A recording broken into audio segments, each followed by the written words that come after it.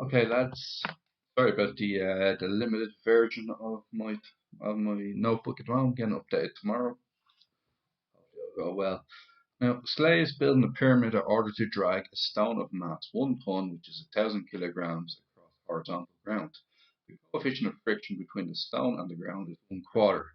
If each slave can pull with a horizontal force of 250 newtons, find the limiting friction between the stone and the ground. Now, the limiting friction is how much it takes to move move the stone, just to move it ever so slightly. Okay, so what you have here, it's similar to the graph we have here. Weight always acts downwards. Downwards we have 1,000 multiplied by gravity. Gravity is 9.8, so that makes that 1,000. Not what's it? 9,800. Okay. Reaction force R is acting in the opposite direction. Now, the deal is with R is because the particle is not moving up or down. See the way this stone isn't moving up or down, it's not sinking into the ground. Because it's not sinking into the ground, this means that your R value equals 9,800. Basically, the upward force equals the downward force. Okay, so far what we've cleared is that R equals 9,800. Next thing we're going to look at is the friction force. Now, friction always opposes motion. So if we're dragging in this direction, friction, which I'll denote with the red arrow here, is acting in the other direction. Friction is given by the formula mu r, where it's mu, which is quarter in this case. Mu is the coefficient of friction, so it's a quarter of your r value. So essentially, it's a quarter of 9,800. And a quarter of 9,800 will give you 2,450. This means that in order to pull this brick, you have to exceed 2,450 to actually move it. Because it's 2,450 actually going to the left. This means you need over 2,450 to make it move to the right. Okay? So far, so good. So we've done this question here. Okay. Next question is the least number of slaves needed to move the stone. Well, when you think about it, each slave does 250 newtons worth. So you divide the limiting friction, which is 2,450, you divide it by 250, and you get 9.8. But the deal is you can't have 9.8 slaves. You either have 9 or 10. 9 isn't enough, so 10 slaves are needed to make this happen. Find the acceleration of the stone if this minimum number of slaves is used to do the job. Okay, no bother. So the minimum number of slaves is used to do the job. Okay, so once again, what you have here is your R value going downwards. Now, I don't like using 1 ton, so edit that out. Okay, so I'll put in 1,000 kilograms, 1,000 kg for the stone. The weight, which we already know is 9,800 newtons going downwards. We're using 10 slaves, so 10 multiplied by 250 is 2,500 newtons worth of force. So 2,500 newtons going to the right, and going to the left we have the friction, which is 2,450 newtons. Now, the net force is to the right, so it's going to be 2,500 going to the right, take away 2,450, which is moving to the left. This results in the net force equaling 50 newtons. So force equals 50 newtons. However, force equals mass times acceleration. The mass of the object in question is 1,000 kilograms, so 1,000 A equals 50 newtons. Therefore, acceleration equals 50 divided by 1,000, going to be what's the answer? 0.05 meters. 0.05 m. Right? And that's your acceleration. Happy? Question 4. A smooth plane has a slope of 1 in 7. Okay, now let me explain. This is an unusual one.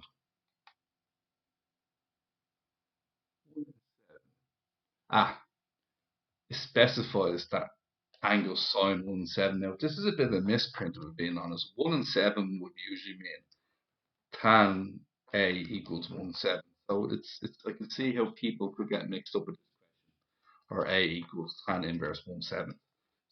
See why people would get mixed up with this question, alright? It's not presented like that in the leaving cert, I can tell you that much. Or they'd specify that it means sine.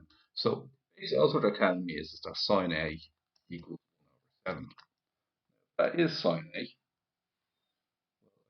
Figure out what cos A is then. So what I'm going to have is, this is going to be 7, that's going to be 1, and I need to figure this out. So I'm going to use Pythagoras' theorem. 7 squared equals 1 squared plus x squared. 9 equals 1 plus x squared. X squared equals 48. Square root of 48. Calculator. So square root of 48 is actually 4 root 3. No bother. So we know the x is 4 root 3. And what we can also tell is that all this nonsense here, we can also say that, well, if sine A equals sine A equals 1/7, then cos A equals 4 root 3. Now, a big difference from this question and the previous question is that you might remember earlier that I said when something's on flat ground, the weight equals the reaction force. So weight going downwards equals the reaction force going upwards. Okay, so weight is equal to reaction force. Now, that's not actually the same when you tilt the axis like so. So I'm just going to group all this. I'm going to tilt the axis like this. Now, in this case, the reaction force is always perpendicular to the slope you're on. However, weight has to act downwards. So weight in this case would act directly downwards like so. Okay? Now, the weight in this question is capital mg because it doesn't tell you the mass of the particle. Use mass m. Okay, so weight is mg and acts straight down. Now the deal is that you know the sine of the angle. This is a, and like we did in projectiles, we can do horizontal and perpendicular. That's a here. Okay, and what we can do here is mg cos a and mg. For those who don't remember, this is the adjacent side. The yellow is adjacent. That's why it's cos. And green is opposite. That is why it's sine. Okay. Now what you're going to notice is what's in opposite directions to each other. Well, the r value is in opposite direction to mg cos a. So this would mean that r equals mg cos. Okay. So where do we get that? R equals mg cos a. Now you'll see in this question there is no friction. Okay. Now, if there was friction, imagine if there was friction where this is mu r, you'd have to multiply your mu value by mg cos a, and that will tell you the friction. But in this case, there is no friction, so I actually don't need to worry about the r value or the mg cos a. What is the only thing driving this downhill? What's the only part of the weight that's actually driving it downhill? Well, that'd actually be your mg sine a, because mg sine a goes in this direction here. You see it's parallel to the slope, aiming diagonally down the left. So that's what's resulting in your particle sliding downhill. So therefore, what we're going to do is F equals ma.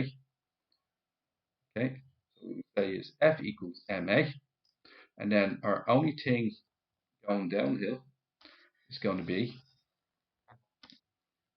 a equals, and we can see that our part that's going downhill is mg sine a. That's what's driving me downhill. Mg sine a. And we all know that sine a is in fact 7th. So it's going to be mg times 1/7. And then what we're doing is looking to isolate a. The m's cancel. And your acceleration is 1/7 of gravity, which is 1.4 m. So that's how they got that far. Okay. Next thing, find the acceleration of the particle. Done that. And how long it takes to reach a speed of 7 meters per second? Well, that's a UVAS question. So UVAT starts at rest 0, has acceleration of 1.4 ms squared, and we don't know the t value. Okay, not yet. Then we can just use v equals u plus at, which most know how to do. V equals u plus at. V, we know it's how fast does it take to reach 7 meters per second. So we know that v equals 7. That's where we are here. 7 equals 0 plus 1.4t. Then the part that skips is that 1.4t equals 7. This implies t equals 5. Okay.